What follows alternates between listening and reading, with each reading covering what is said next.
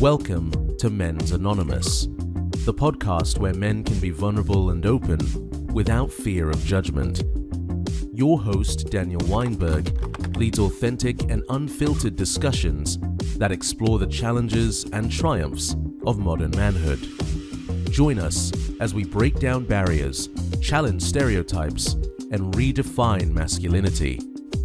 Men's Anonymous, a safe space for men to lower their shields and share their inner world without judgment.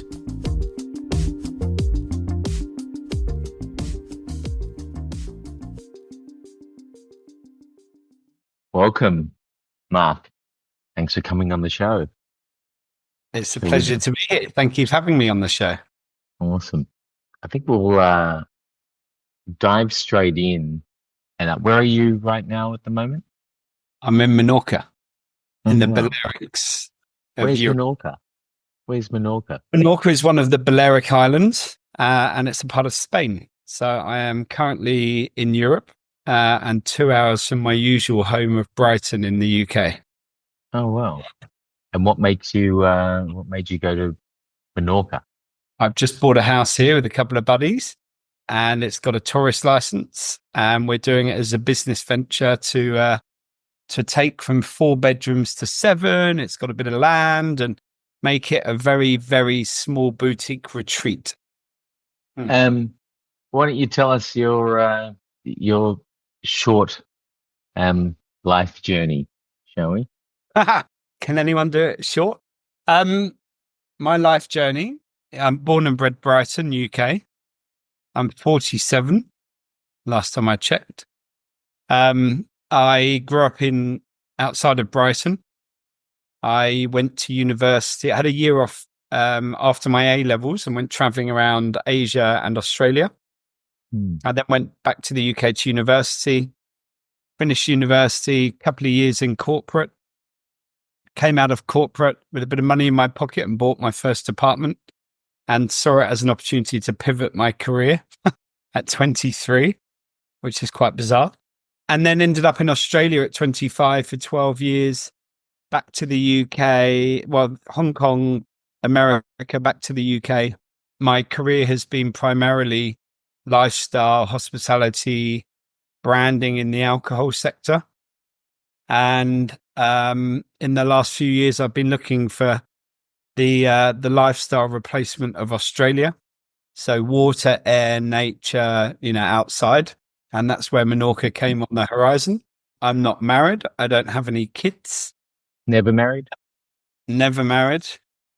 Not consciously. And going through life, my life is very led by my instinct and my emotional connection to myself. But obviously at times I don't listen to that, pay attention to it. And I could probably be doing a lot more to be a lot more connected to it. But I've been very fortunate to listen to my intuition and instinct and pay attention to my instinct to guide me through my life rather than being forced to make decisions about my life. Right. And have you always been good at doing that, or it's just something that you inherently, the way you are, and just sort of like lean into that over time? I think I've always been very intuitive, very in contact and very in tune with my emotions and energy, but I don't think I've ever really harnessed that power. And I've had medium sessions. I've had all sorts of alternative healing and, very, very in tuned, energetic people turn around and say, you've got a very powerful energy and you need to pay more attention to it. So it's almost like my energy is screaming out for me to do it, but there's definitely a tiny bit of hesitation from my side around it. I think today we're going to deep dive on what men's relationships are like with their parents, with their mother and their father. And you've got quite an interesting story which played out over time. So I guess let's start a little bit with your childhood. And would you say if you had to describe your childhood, would you've had a happy, you have like happy memories? You have what's your recollection of your childhood? And then we'll go into what was your recollection of like what the relationship was like between your parents and what your relationship was like with each of them individually. Yeah, that's a really interesting point because your childhood is one part, your relationships is another, right? Generally, I had a great childhood. I was surrounded by a very loving family, siblings, not really cousins. My cousins were very young compared to So where how many siblings are you? two sisters, one older, one younger. So you're a middle child, Middle child, only boy. right? Double Okay. whammy. Yes. Um, and so yeah, cousins were a little bit younger. Lots of friends, lots of family friends, lots of get-togethers with parents, friends, and their kids. Nice suburb, grandparents around. You know, big family moments were grandparents and mum and dad and sisters and uncles and aunties. So childhood was fun. It was my grandparents had a huge house with a lot of land. So I learned to drive in their field at 15. Obviously, you're not meant to learn to drive at 15, but my mum had a really sporty car and she went, "Come on, I'll teach you how to drive in the field." And handbrake turn was my first That's it. That's your experience. mum. That's my That was mum. your mum. Oh, well, okay. Yeah, she's like, "If you pull the handbrake up, the car will skid." And that's called a handbrake turn. And I was like, just handbrake turning around the field the whole time of that lesson. And then, whereas with my dad in the very early years, he's an engineering mind. It was building camps in the garden. And, it was an amazing camp because he's an engineer. So from that perspective, it was bonfires, it was fireworks, it was air rifles. It was, the things that in that era, that's what you did. I always see these funny photos of kids on BMXs with the mags, and that's our era, right? And it's like, well, when we were younger, we weren't on phones. It was like we were riding around the neighborhood, exploring abandoned houses and, pretending you owned them and playing manhunt in big spaces of land. And that was it. It was BMXs, bonfires, motorbikes when I got old enough, and a little bit of adventure. But my relationships with my parents was very different. And So I think let's talk about how would you describe your mum when you were, let's say a preteen, teenager? How would you describe what your mum was like, and how would you describe what your father was like? so. My mum, pre-teens, was just busy, always in the car, going somewhere, doing something. She grew her own businesses. She had multiple businesses, and she was a house mum for the early years, and then wanted a career or independence back, or to go and do something because we were getting older. And the age difference is, I would have been, when I was 10, my younger sister was 6 and my older one was 12. So, kind of fairly self-sufficient as a 3, but essentially we'd always be darting around somewhere, and, we'd be waiting in the car while she was going off to do things, or, she'd always have acupuncture from a very early age, and we'd be sitting in the car playing while she was inside having an hour of acupuncture. I'm not sure whether I'd leave 3 kids in a car whilst but that's what happened. Whereas my dad was in pre-teens, probably pre-10, 11, rather than pre-teens, like 13 odd, busy, stressed, corporate, tired, fatigued, and just, very limited time Monday to Friday. And then it was a little bit of a scramble to get time with him on a Saturday. Right. So you see the relationship with your parents, you'd say, it was no more dominated by your mother, having 100%. exposed your mother, even though she seemed to be a bit of a independent, sprightly businesswoman. That was Yeah. was your take. And your father was working all the time, didn't really have time for the kids, and then weekends were, a bit of time with him. Yeah, pretty much. So But you had a stronger relationship with your mother growing up then? yeah, we're kindred spirits in many ways, very in tune with each other, very energetically totally get each other. She's very intuitive when she chooses to be, very in touch with her emotions. Whereas my dad, what appeared to be, because, you know, the appearance is what you take away from that moment. And then as life moves on, you learn what was maybe going on in his world. Mm. But he appeared to be not that in tune energetically or emotionally, and just very busy and stressed. But he retired when I was 16, 17, and then came into my mum's business, and then they grew that business until they sold it and retired. So kind of, you know, 16, 17, dad was back on the scene properly. He was never not on the scene. He was just busy and stressed. And then that kind of dynamic changed because he was around a lot more. And, you know, it was only in the last 2 or 3 years. So I'm 47. So in the last 2 or 3 years that I fully understood what was going on in his world around that time. Wow. So what was your relationship like with him when you were like those teenage years and early adulthood? Did you build like one? No good.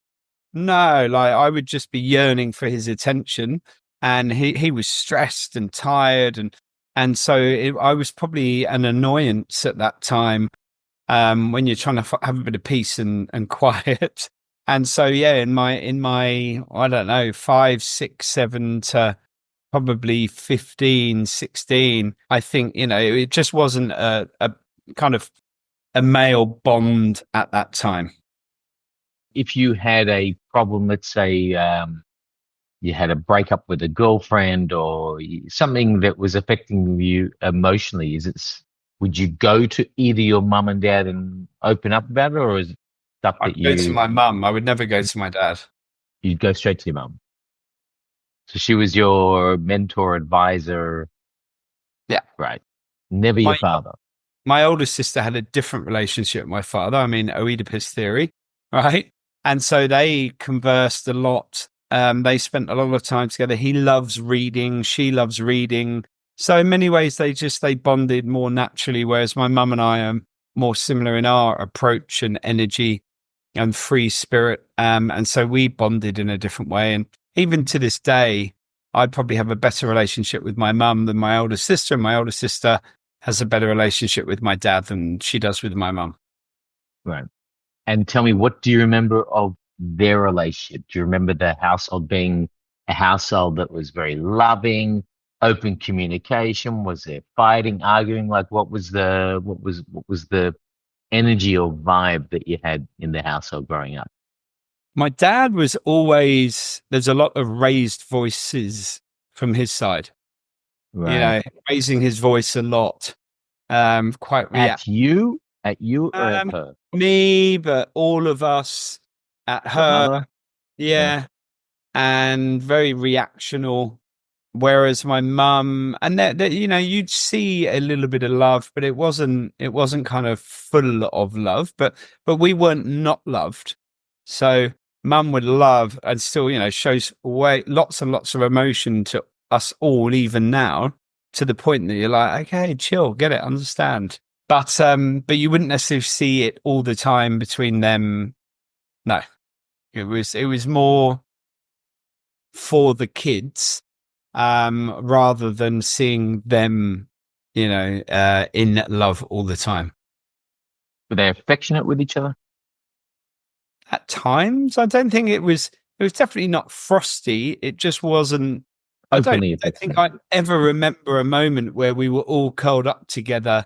Maybe on Christmas Day where we all jump into their bed and open presents when we were young, but it wasn't like, cool, Sunday night's movie night and we all got on the couch together and popcorn and hung out. It was, it would have been, yeah, we would have been together, but separate chairs. Someone would be on the floor because the fire would be on. It wasn't kind of an overly, let's all snuggle up and watch something. But were they affectionate with you in general, or affectionate with each other? Yeah, my mum always was. I don't really, I think my sisters and I have made it a bit of a subconscious project to make my dad more affectionate over the last 20, 30 years. But the girls probably had more affection from him. And I never forget, there was never a moment where there was a lack of affection from my mother, but not both of them and not both of them together. Right. Okay. And how do you think the relationship that you experience in observing their relationship and your relationship with them, how do you think that affected your romantic relationships? The significant romantic relationships that you've had in your life. I think there's two very easy ways. One is that in my earlier years, and maybe I still do it, friends will probably tell you I do, but smother people very early on. So show lots of affection and emotion, drop the L bomb very quickly, go and buy fun. Why do you think? I think it was I think that was learnt behavior from my mother of overly expressing to get back the same attention and affection. So it's like an exchange. If I do this, then it's because that's what I want to get back. Yeah, but it's not an agreed exchange. It's no. It's with yourself. It's if I give, then I should get back in return, because this is exactly what I'm giving you is really what I want. 100%. So my mum and my uncle grew up in a children's home. My grandparents turned their home into a children's home. And what does that mean? Well, they had a very large property and turned it into a children's home. So there were for orphans, like a foster home, you mean? Yeah. Oh, wow. And over the years of probably my mum being, I don't know, 6, 7, 8 to 20, so let's say 13 years ish, there's probably hundreds of kids that would have come through that house, and they had to share Christmas, they had to share their parents with them. And we always thought in the last few years that maybe my mum felt there was a void because of that. But actually, I don't think mum likes silence. She likes a busy household, busyness, people, things, lots of busyness, because that's how she was raised. Right. And so I think there was while she had a lovely childhood in her own words, there was definitely always an exchange of, well, if I show you love, do I get love back? Because that was the environment she was raised in. We all have a choice as humans to understand our parents' upbringing, understand what is learned behavior, and change that pattern if you choose to. And there's definitely some things that have happened in my childhood that I've decided to change that pattern.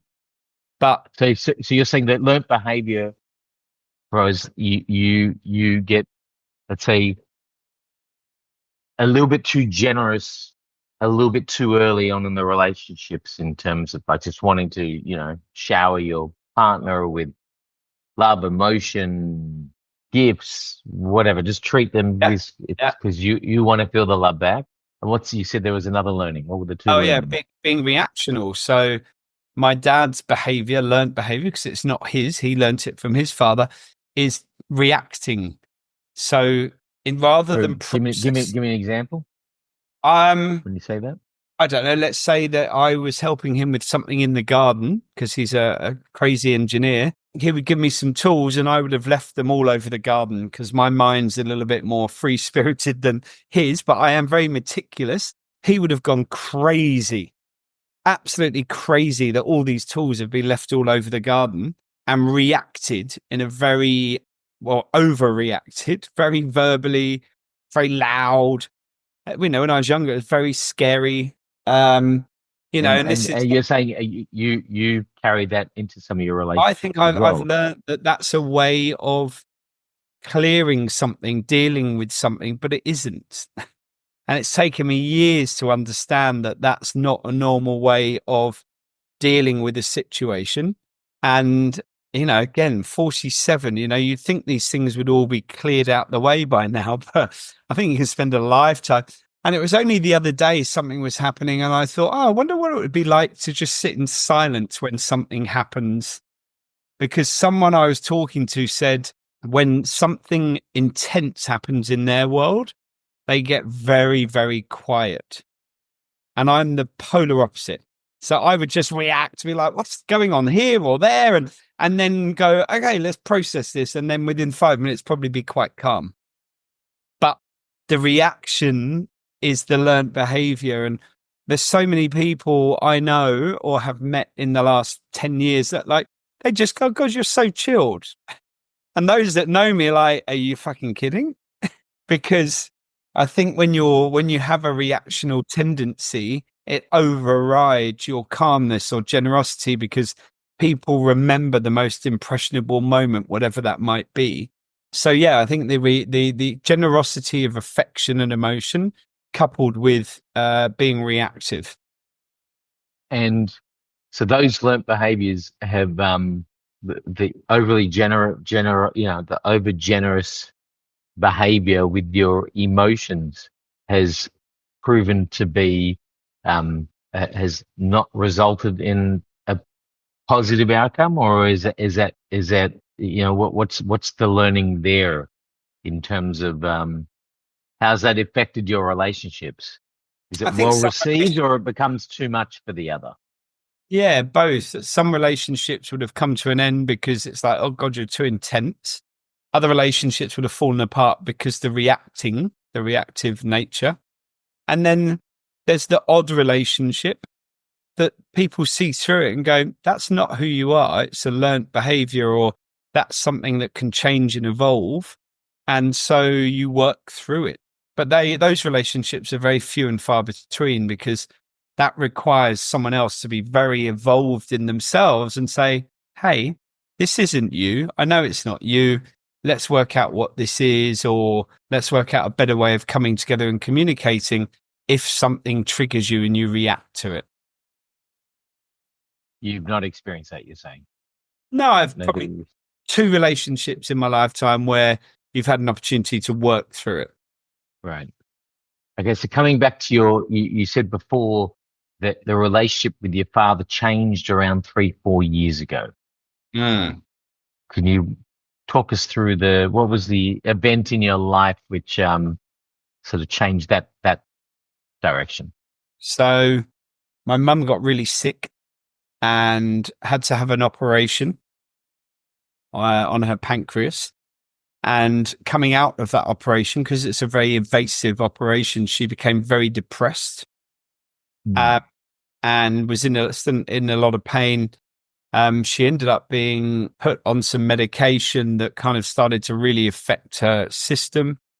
And it kind of shut down part of her digestive system. She got into even more pain and went back to the hospital numerous times.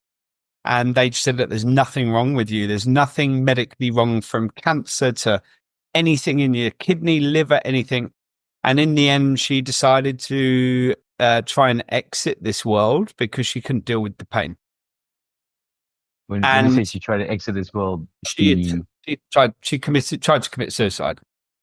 Wow. So where were you when this happened? I was in Cornwall in England, Right. and they're in Brighton, which is 5 hours away, 6 hours away. My sisters were around the area that they live. My dad found her, rang my sister. They've got a very long drive, and the house is very set back from the road. And so he said, "Look, you need to come over and help me. Something's happened here." And my sister came in. And then my dad waited for an ambulance because they would never have found the house. And my mum just kept going for my sister, saying, "You've got to help me finish this." So my sister had her own journey and experience of this situation. Wow. But what the learning really was, because, the situation is the situation and it's mum's path, not my path. So, it might seem a bit cold, but if I try and take ownership of that situation, I become a victim and probably fall in a heap on the floor. It's like, well, it's not my situation. I'm a part of the journey, but I'm not a part of the situation. Sure, but this sounds a little bit like maybe what you processed over a few years now. But No, that was my immediate reaction. that was your immediate reaction, Yeah. just like, so you Yeah. just went into very controlled emotion mode. That was your way of Little bit. dealing I with mean, it? obviously there were tears, and it was like, shit, this has happened. I was down in Cornwall doing a surfing or some kind of class, and my brother-in-law rang me and said, where are you? And I told him. He said, you need to get back to Brighton because this has happened. And I was like, what? Anyway, so I had 6 hours in the car on my own. And my sister was ringing me, my older sister, because my younger sister was in pieces with the situation. And she was like, look, I'll talk to you for 6 hours if you want. I was like, please don't. That would be worse than what's happened. So I said, look, I'll be fine. Music, air, stopping, processing, thinking. My girlfriend at the time was amazing. And she was like, look, she'd met my mum, and she said, look, you just ring me as many times as you want and we'll just get you back to Brighton. But I was fine. I was in control of the car. I wasn't in pieces. And I thought, I've actually got to get back for my dad, mum, and my dad's and sisters over worrying about where mum was at. There was a bit of a disconnect. Yeah, explain to me. Let talk me through that. It sounds like you almost trying to protect yourself from the hurt in terms of not wanting to actually No, it wasn't that. It was because my mum and I are so emotionally connected. It was the disconnect was, I've got to survive without her now. Oh wow. So, right, because all my life I've had that amazing emotional connection, and then it was like, shit, this is what it will be like when she goes. And so pre this event, is your mother you would talk to daily, weekly, yeah. how Daily. frequently? Daily. And was there no sign? Did you have no indication? No, there was signs. We had like 3 years before she had to go into a private hospital because she said, coming out of this operation, I don't want to be here anymore.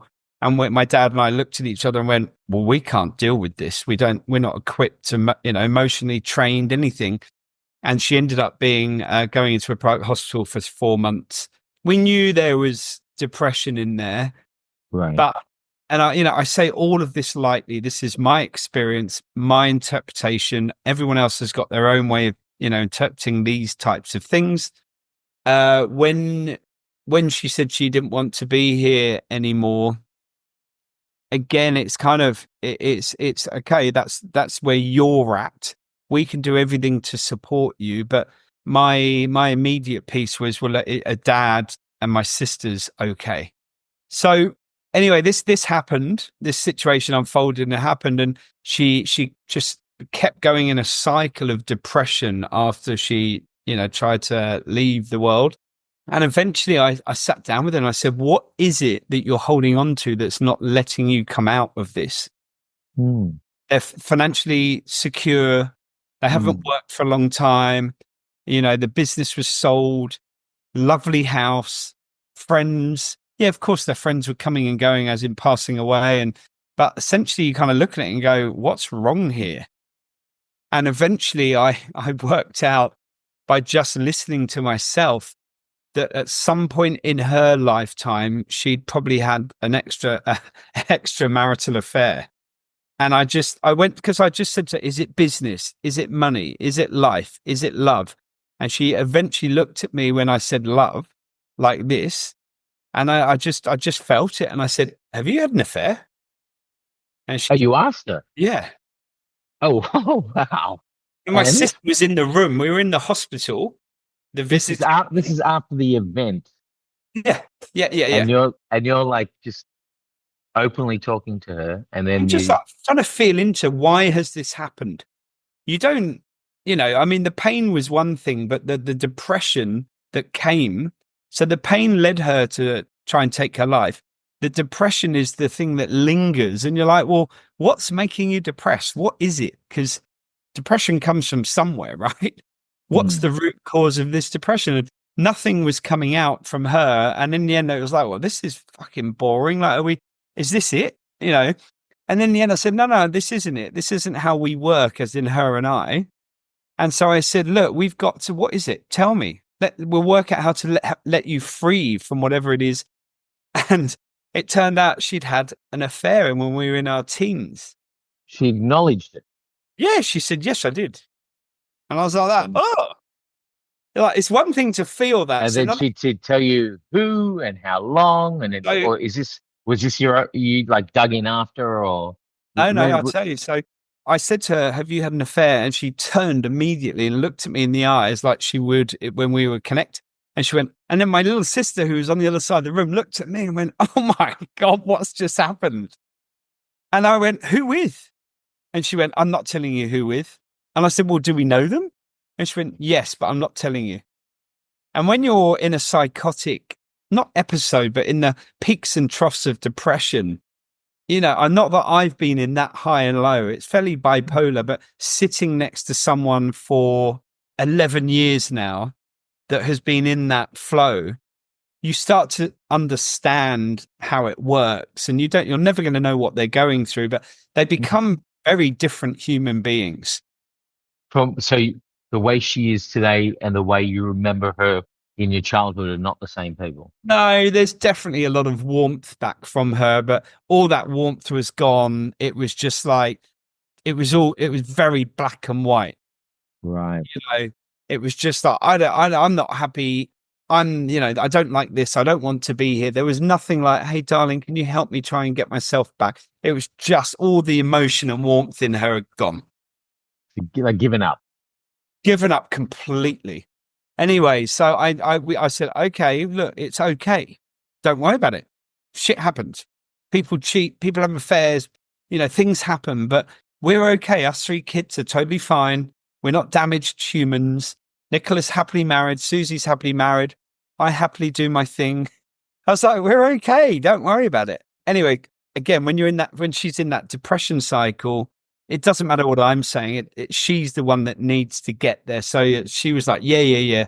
Anyway, we left. No, so you never asked her, does Dad know? So I then said to no, I did actually say to her then, I said, does Dad know? She went, of course he does. I went, okay. Anyway, got in the car, leaving the hospital, and I said to my sister, I'm sorry, but I'm going to have to ring Dad. And she said, don't, no. Leave it where it is. I went, I can't. I said, I need to understand that if he's okay, and let him know that we know for support. Like, this is a big thing. So she said, well, just let me know when you've done it. I don't want to be involved. Anyway, so that night, but just take a pause. What's the relationship like with your fathers this stage, having gone through together, dealing with your mum and her depression, putting her in the hospital? Like, did the relationship change and open up there? When did it sort of have its? My sister's got kids, right? So when mum first had her operation in 2013, the girls, my sisters, were a little bit at the end of their tether of, God, we get called all the time. Mum's really sick. I mean, it was kind of a sickness that we all thought, this is kind of life-ending sickness. Oh, wow. So they were kind of on hand all the time, in the house and out the house. I was in Australia. I lived in Australia. And then I said, look, it's time for me to come home. So I came back, moved into the family home for a few months, and said, look, Dad, I'm here to help. Fast forward, whatever that was, 6, 7 years, 8 years, probably a bit longer. And my dad and I then, our bond has just changed dramatically. We have the most insane bond. No, so tell us, why don't you talk us through how you changed that? Because I think it's a pretty common story, when boys are growing up, their fathers are, hardworking and trying to create a life for the family, but no idea really about the stresses and pressure and what they're going through. And so it's a very sometimes an open, vulnerable, emotional relationship. And I guess what you're showing here is that regardless, there's always a time when that can be created, even if you didn't have that as a youth, I moved back into the family home. we had Christmas that year with mum home after the operation, and she was just not there. I mean, Boxing Day, I think it was Boxing Day, I went to go and see some friends, and she said, I don't want to be here anymore.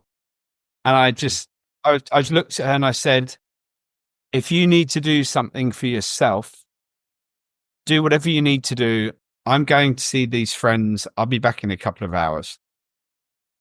And Dad had gone out with the dogs or something, you know. Anyway, I came back and she was still there. She went, I don't know what to do. I can't get myself out of this headspace. And that's when my dad and I said, right, we need to go to the family doctor. And they then put her into a private hospital. What happened off the back of that is that Dad and I then spent an insane amount of time together and a very emotional amount of time together. And you let go of all previous understandings and you go, right, well, actually, this is a time to understand my dad more, because we were literally every day.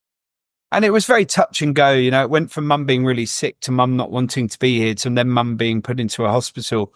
And how is he managing that emotionally? He's a very, very resilient man, but he doesn't communicate emotionally very well. Actually, take the word well away. He doesn't communicate emotionally a lot.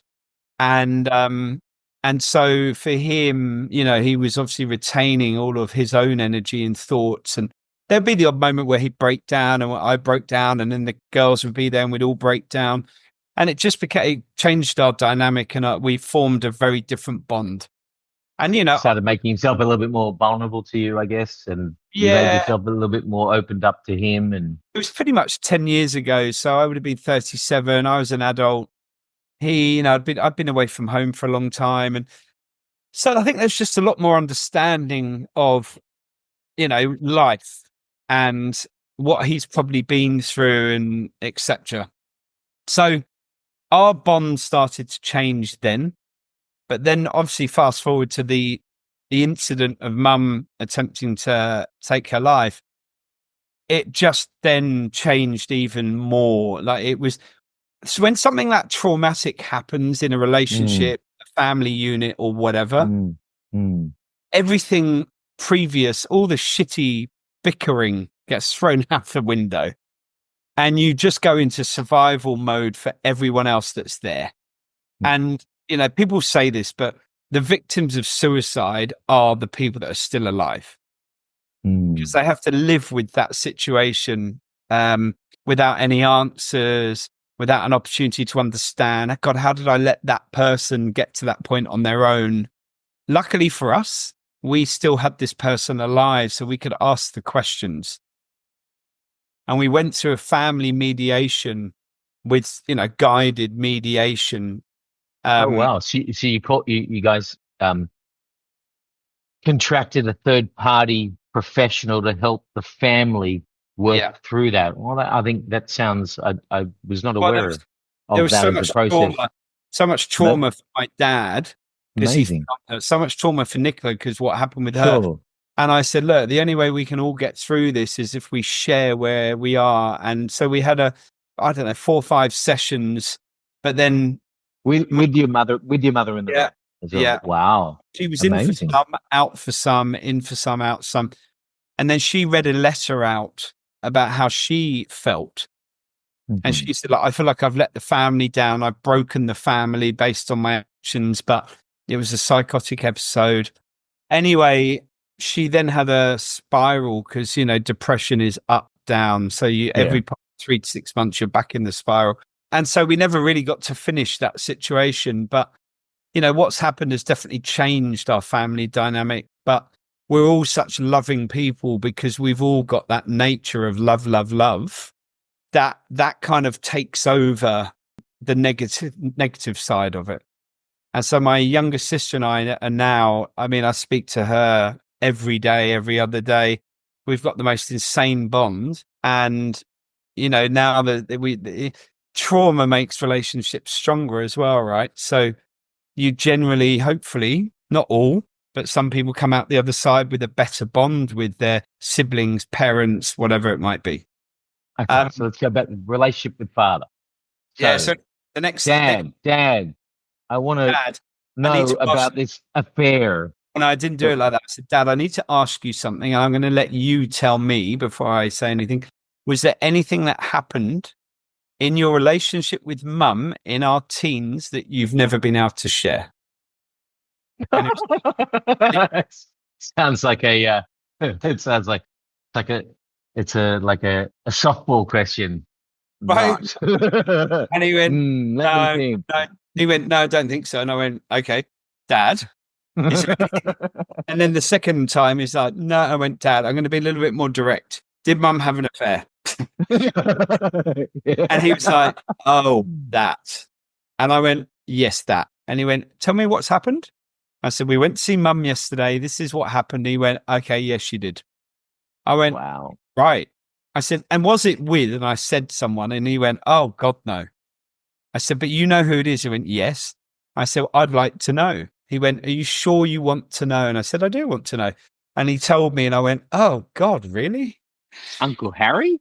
I won't say who it is Doesn't because matter. obviously That's there's irrelevant. parts. Who knows? Might see this, but anyway, I went, oh, okay. And he went, what are you going to do with this? I went, nothing. I said, I'm old enough for this to not affect me.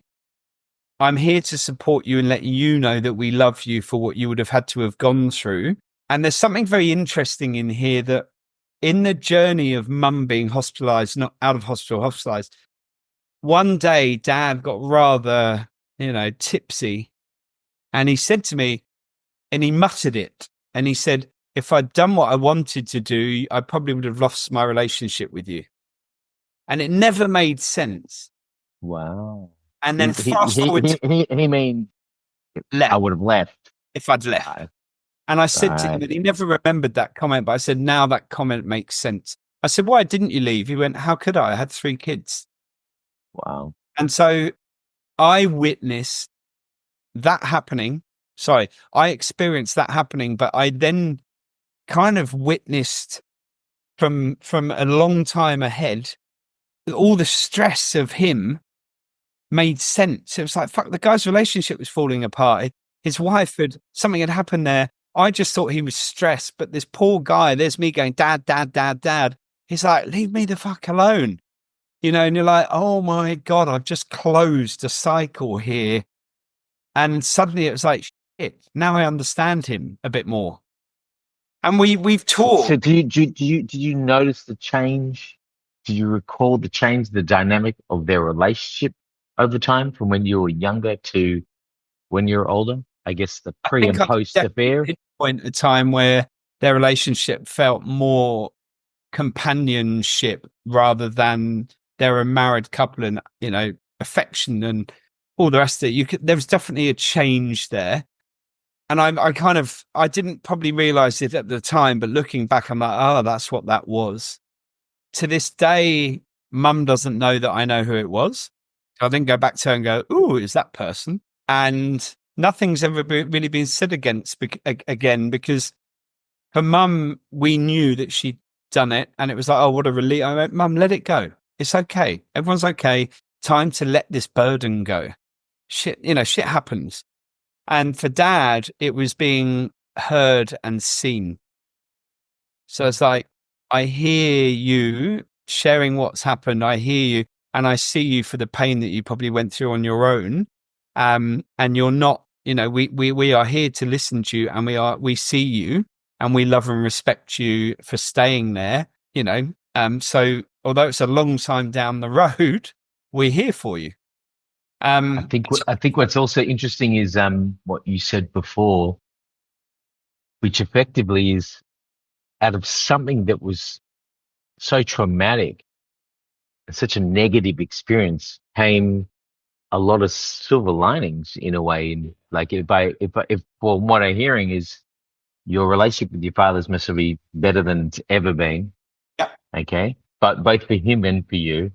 Yeah. Your relationship with your sister, who you speak to on a daily basis, like it's brought you together in a way as a family. Just because, I guess, there's more, also a lot more honesty. There's not Yeah. not an illusion or facade going on, but you had to face the reality, and you faced it together, and just But and work through it together. but our trauma is not unique, right? There's lots of people around the world that go through Absolutely. family affairs, family situations, trauma. And so I think it's like anything that you might be talking about on these episodes. And you get taught this through business, right? When you've got investors, they're like, we're not investing in the business, we're investing in you and how you deal with things and get yourself out of things. It really comes down to how we all get ourselves through things and out of things. And I remember on the business side of things when, really challenging moments with startup world.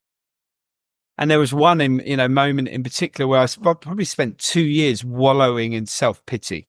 I'm not good enough. I shouldn't actually have done this. I can't get myself through this. And it was my mum that turned around and said, what do you need? I was like, I need this much money, and this is how I'm going to rebuild it. And she went, okay, I'll give it to you. Don't tell your dad. I'll give it to you. I said, you're going to get repaid. She went, I trust you. You just get on, but just stop wallowing in the pity and get on with it. And it allowed me to turn myself around. And I don't want to sound spoilt in any way here. There's an element of privilege there, of someone being able to turn around and say, well, what do you need? I'll help you. But they got she got repaid that. But the point I was trying to make is I could have wallowed for 5 years. The people that you see navigate life in, I don't want to say better, it's not the right word, but navigate life, right, are the ones that take these moments, process them and go, it is just life. And if the quicker I can get through this, because the only way through is through, right? If the quicker I get through this, the quicker I can get back on with life. And losing someone through something like suicide will always be traumatic. Like if mum had actually done what she tried to do, she didn't really want to do it. It was a cry for help. But if I'd be sitting here now, probably weeping, going, "Oh God, my mum, that beautiful woman, lovely soul." We were lucky to get to the other side of that and get the answers and get through it. But like you said, it came with the honesty, bonding. We are definitely in a stronger place, but there's still a disconnect in places. So our dynamic as a family has changed, but there is a lot more honesty now. And I think, my older sister and I have moments, I don't think I've ever had an argument with my younger sister, no point of difference. But my older sister and I and we've got to a point now, we said, look, we don't want to lose each other's relationship. The only way to do it is to be honest with each other. When something comes up, what is it that's triggering you? And then I can either step back or she can step back, or we can work out how to navigate through it. So yeah, that's the journey. That is quite the journey. So what I usually do at the end of these episodes, I do a bit of a fire of questions. You can answer it with one-liners or 30-second responses. So I'll just jump into that and we'll go from there. So the first one I'd say is, who would you like to say sorry to, given the chance? Myself. And I thought about this because there's lots of people that you can say sorry to, but fundamentally you need to forgive yourself before you can forgive, or not forgive, but apologize to others. So I would actually apologize to myself. And then my secondary part might be a couple of people, but I think the most dominant in all of these situations that I could reflect on is myself. Okay. I'm smiling because I've had the same response before. Oh, right. Okay. What are you proud of being or doing in your life? I'm a connector. So whatever's gone on in my professional life, whatever's gone on in my personal life or family life, I bring people together and I connect people. And I think there are probably lots, I'm not being arrogant here in any way, but there are lots of situations that I know of where things have happened as a consequence of me connecting. And that to me, I'm like, what an amazing thing, because there was no monetary gain. There was no ego me going, that was No, me. it's a pay it forward. What sounds Yeah, like. and I now I pride myself in, if I feel something from someone, and I think, oh, actually that would be good, I don't hesitate in connecting. I don't worry if they're going to connect or get on or whatever. I just go, you need to speak to that person. Amazing. Yeah. When did you receive kindness while needing it most and expecting it least? This is a very funny one, but it was you. Hmm. Yeah. I mean, God, we've had a friendship now for about 18 years. I think we've worked out, thereabouts. And we've had our moments in our lives. And I think there's been some moments in my business life where I probably needed guidance, support, or mentorship without judgment. And you gave it. And I think if I think of any of our deepest conversations, I've never heard a judgment come back from you to me or about anyone else or as a response to anyone else. So you're very good at listening, processing, offering, support and mentorship without judgment. And so I think it was you. Oh, thank you. Pleasure. Thank you. What did your mother or father teach you that you frequently remind yourself of? Oh God, I thought they meant to be quick question answers. I think the biggest one is compassion and love. Just always have your door open. Our household door was always open. Friends of mine who had more troubling and challenging home lives spent so much time staying at our house. I mean, they would turn around and say, God, Uncle Nick, as a lot of people call him, God, he gets triggered. So Right. interpretation would also be mine, but they would be, God, that, Chris, my mum, Chris was just so lovely and loves the world and loves everyone. And so underneath everything that's come out, that's how everybody would probably remember our household. And so, yeah, love and compassion and always have your door open. And the final one, which is my favorite, is what's your superpower? Energy. I would be able to feel where the world's energy is disconnected and connect it. So where it might be a person, it might be a family, it might be a place, it might be a community, but fundamentally, if you look feeling the energy, but being able to actually connect that energy. So think about the world's problems right now. If you could just, kind of lay a load of love over Israel, Iran, and just say, well, I can do that. I can literally shower love on Israel. And everyone's like, oh, we just love. I would have that superpower to literally shower and feel love not love, energy, emotion and energy, to then kind of travel that energy and emotion where it was needed. Right. That definitely sounds like a superpower. It's a busy job. It's a busy job.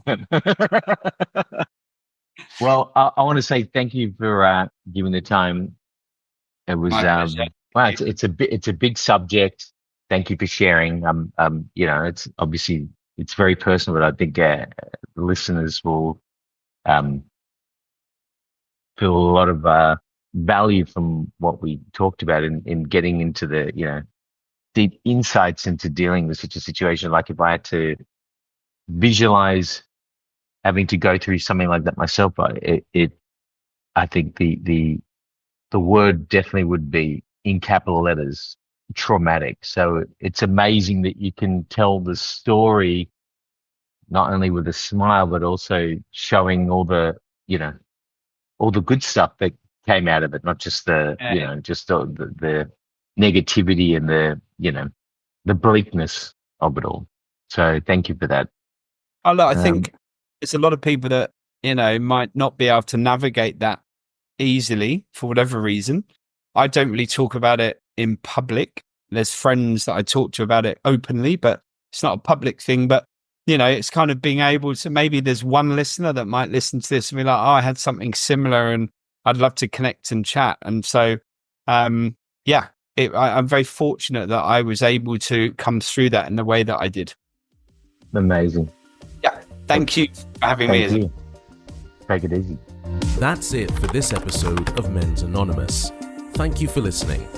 For more information on the Men's Anonymous podcast, including resources discussed in the show, visit mensanonymous.com. Join us next time as host Daniel Weinberg provides a non-judgmental space for men to voice their innermost feelings and thoughts.